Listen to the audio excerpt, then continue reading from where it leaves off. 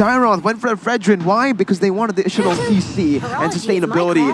BTR, though, they're saying if you go for the disengage, but this time we have solid re-engage tools. This is crazy because Rebellion Zion have opted for a full aggressive combo. They go dive in deep, but Bigatron, they're able to kite back. And usually, looking at both of these compositions go head-to-head, if Melissa is able to get ahead and farm in that early game, Bigatron might actually win in that range department.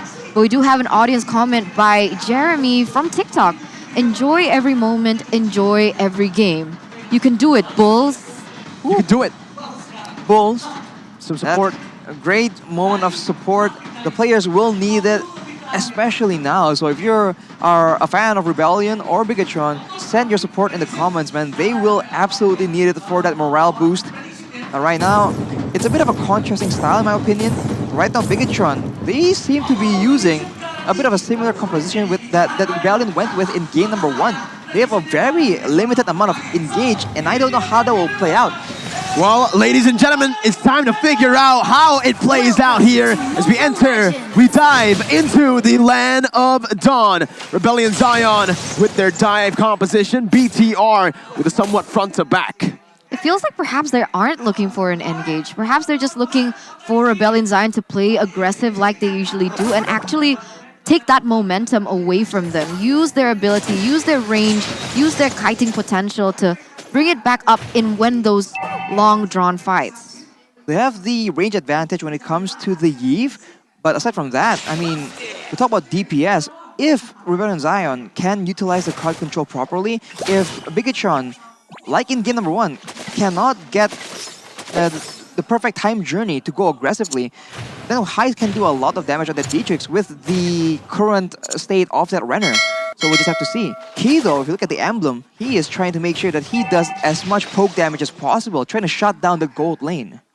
And in the early game, I do believe that Rebellion Zion might be able to have an advantage, but Wijanargo is reliant on that level 4, has and needs a little bit more time to scale, but so does the Yve with the real-world manipulation, so kind of equal. Whoa! Instant flicker there from Wijanargo, and this is exactly what we were talking about, that aggression and the killer instinct to actually go for a flicker so early in the game to pick up first blood. Blink and you'll miss it. That is what Wijanargo does. They saw that Key was being an absolute nuisance, was doing a bit too much damage, and they said, enough. Time to shut you down, and Sorizo now will be the next victim. That's a lot of damage coming in, but Sorizo will be able to escape with his life intact. With the high and dry and with Lunox, like I said, Bigatron Alpha's composition, they're not really tanky, right? They can get shredded by everyone here, but in the town prediction by Axe, it seems me and Ranger and Mas were both caught in the middle a Rebellion sandwich. Why did you guys go for Rebellion Zion right now? As they are going to be able to secure the turtle here. First turtle of the game. Well, on paper, right? As we said, the roaming situation, it's going to be a Diggy against a Ruby. Just from that, I really feel like Rebellion Zion has a bit of an edge. And now, with the fact that Bigatron Alpha cannot exactly engage, cannot really pick up a fight on their own terms, I think it's going to be very difficult because Rebellion has shown that they are very calm and collected, and they will be able to pick up a kill yet again. 2-0 for Rebellion Zion. Can I just say something real quick? Suelo with the Lunox made it to the top 5 best plays of MPL ID regular season, okay? And that's why I went with Rebellion Zion. Look how adept he is at controlling the Lunox. It's just so insane to see. And face value, this is going to be really tough. As Bigatron Alpha, they're relying heavily on the Esmeralda to be able to soak in that damage, but with how much burst and penetration that Lunox has, it's going to be very difficult, but here we go, an endgame. Time Journey popped in to the plays. Oh, fine, Fearless. Going to be able to pick up a kill, but it's only onto the Roamer as Max is trying his best to deal damage onto Fearless, but in terms of damage output early on, it definitely is going to favor Rebellion Zion. And look where Swalo is going, pathing already. Bigatron Alpha's plan is to just go for the poke, and instead of going for engages, they can just keep poking as long as possible, and then later on, I don't know, get a fight when everyone's low on this Rebellion, that might be a legitimate strategy. But of course, Rebellion has a chance to just start a fight on their own terms like right now. Oh, Moreno gonna be slain there again. It's Ouija Narco off of an I'm offended by him. Rebellion Zion. When you give Ruby over to Ouija Narco, again, you just expect these things to happen. The killer instinct and the targeting is so precise. It feels like it's muscle memory at this point, right? For both Ouija Narco and Suelo. Their synergy is definitely there. You can see them just being so synchronized in terms of that movement. And with that in mind, with the ability for them to pick off someone in that mid side, Rebellion Zion have instantly turned it over to a next objective in that turtle. And this is perfect neutral objective conversion right now that Rebellion Zion has displayed in game number 2. That's the power of a strong mid side, right? They have a Paquito in the jungle. They have a Lunox and Ruby combo. And on paper, it doesn't seem that strong in the early game, but I'm offended into 2 knockout strikes. That will take care of you real quick. And right now, again, right, they're chaining these objectives so well. Once they get the turtle, they try their best to convert onto another objective. And Bigatron Alpha, so far, with a heavy emphasis on this gold lane, haven't been able to get Marky ahead as they want to. But High's now going to be ganked instantly. 4 members down below to pick up a kill onto Highs. And in the end, it is going to be Max who picks up that kill. Bigatron are finally on the board. 5 minutes in. Is it a bit too late? Meanwhile, though, the top side already got pushed by Rebellion Zion, so even though Bigatron Alpha were able to get a setup onto Highs, Rebellion Zion, meanwhile, able to convert to yet another objective on the board. Siren, though, goes for the 3-man taunt. Fearless looking for the play, but the go away actually stopped him in his tracks, and Ouija Narco can't even go for the I'm offended there. Max doesn't pick up the purple. It's actually Cerezo who gets it. So for BTR, not as bad as having the purple buff just stolen completely. Bigatron will take that. And in terms of the gold lead, it was 2,000. It's dropping slowly but surely. Bigatron playing it slow. There's no need for Bigatron to force anything to happen. If the game goes late enough, they do have an Esmeralda, a Yi, as well as Melissa. So the late game situation isn't nearly as bad. It's gonna depend on Highs though, but in the mid side, yet again. The kill pressure is a bit too much for BTR, for the members of BTR. Moreno, if Cerezo can't handle it, there's no way that Moreno can take that damage from the Lunox and this high and dry Paquito. That's what it was picked for, right? And now, at the top side, Cerezo needs to be careful. Rebellion are already roaming towards him. He has a split right now. Diamond goes back in. Fraser's Wrath popped as well. Max is in that bush. He might be looking for a play here onto Suelo, who has the Chaos. Goes in for Brilliance instead, just to get out here. Rebellion don't need to look for unnecessary team fights. They have the turtle secured by Fearless. 3 turtles already, but Offended actually connects there, and that's going to be another kill for Rebellion Zion. Just don't give Ouija Narco the Ruby. Ouija Narco is absolutely insane. Goes in for stun again onto Moreno right now. It's going to be chained in with damage coming from Highs. But look at the back line right now. Max looking for the play. Highs able to flicker out. Go away, place down. Tyron taken down. But look at Fearless. He's looking for another kill on the board. It's a 2-for-1 for Rebellion Zion, and it's again! Get him out of here, Ouija Narco! Absolutely nasty on the Ruby. The playmaking potential by Ouija Narco is just unreal at this point, and he doesn't even... Whoa! Here we go. Max going in for a kill onto Highs. He actually does get it, so a little bit of compensation happening. Max, oh my god! Goes in for a classy recall there, just a little bit of BM from Max. But again, BTR, they can play it slow. Rebellion Zion with this comp, with the Ruby, they need to just keep on bashing on BTR. They need to look for these plays constantly to end the game. More importantly though, they need to try and get these plays and then translate it to map control. Translate that into structures and objectives, because later on, that will be what they can rely on to trap Bigatron Alpha if they want to play in a calm, calculated, neat manner. If Bigatron Alpha can make sure that they have a lot more structures in the late game, then they have a lot more protection, and Rebellion Zion will be forced into a one-dimensional play. But look at that snipe though from Highs. It looks so easy to get that snipe, right, for Highs. It looks easy for Highs. It's not easy for us, but you know what's easy? Grabbing food right now with the discount code. 90% off of your order with the grb.to/MPL link, or you can just scan the QR code. So far, 3,500 gold lead for Rebellion Zion. as it is going to start shifting back and forth. Bigatron Alpha, because they do have the link, they do have the option to try and manipulate those side lanes in order to properly set up for the next neutral objective in this Lord. Rebel and Zion, they have the option of just bursting down this Lord as well. They have a Beatrix and Lunox, and those two heroes just shred the Lord absolutely fast, and they go for it right now. That is a free Lord, and Bigatron are caught off guard.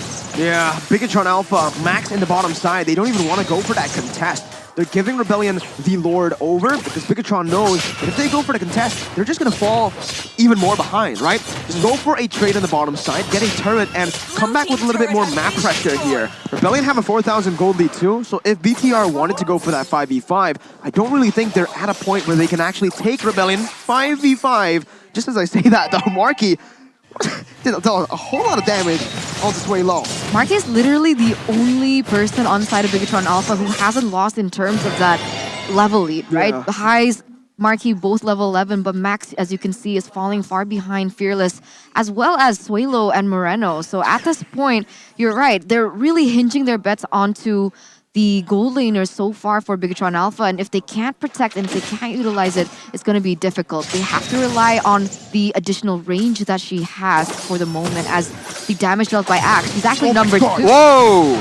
Region Arco, there you go. Finally, a missed moment from Region Arco. I was starting to think that this man's a robot, but he does make mistakes too. He's human. Rebellion have confirmed it, but that is obviously not a good play from Rebellion Zion. Because of that, that's a massive resource spent. No flicker, and they're not able to pick up anything here, so Rizzo jumps in with the Polystar Moon onto Highs. Purple buff stolen away. Not that bad! Suelo jumps in! What? The go-away by Marky was played through perfection, blocking the Chaos Order from getting too far, protecting Moreno, as Max now is looking for perhaps a pick-off. BTR, 2 for 0 for them.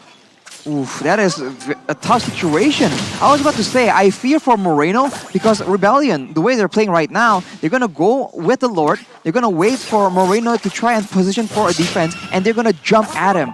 But as I was about to say that, Wijinarco goes for the aggressive play, and it did not pay out at all. And not just Wijinarco, what was Suelo doing going in for a 1v3? Like, okay, he succeeded in the past, but at this point, they need to stop making these mistakes. Bigatron Alpha, they're going to be able to catch up and perhaps win it with a comeback if they keep lacking this discipline.